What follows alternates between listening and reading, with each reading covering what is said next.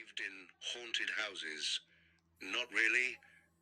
I thought fear was something people created in their own minds. Stories, rumors, and old legends passed from one person to another. But what happened to me on a cold night in England changed everything. Some houses are not empty, they are waiting. This happened in a quiet town, far from the city. A place where streets flickered for no reason. The house stood at the very end of the road, old, broken, and forgotten. People called it Blackwood House. No one had lived there for more than 20 years. I arrived just before midnight. The sky was heavy with clouds and the air smelled wet. Rain tapped softly on my jacket as I stood in front of the door.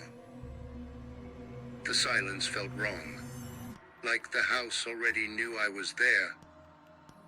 I pushed the door open and it screamed with a long, painful creak. The sound echoed through the empty halls. The moment I stepped inside, the air changed. It was colder, deeper, unnatural.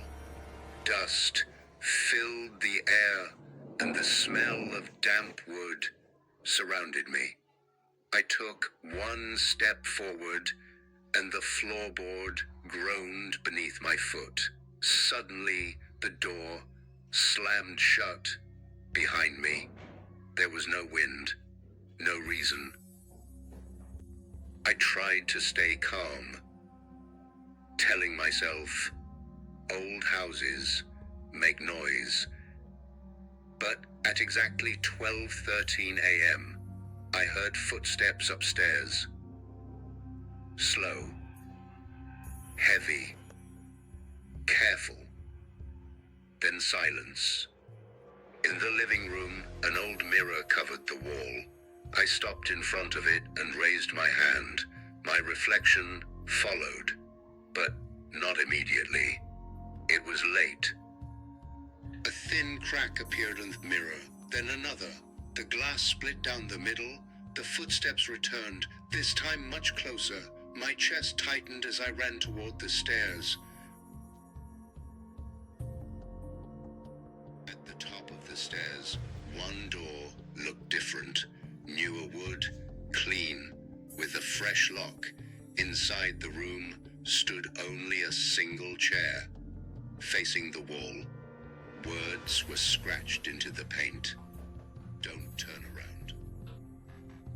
I felt cold breath on my neck. A voice whispered my name. It didn't sound angry. It sounded familiar. It sounded like me.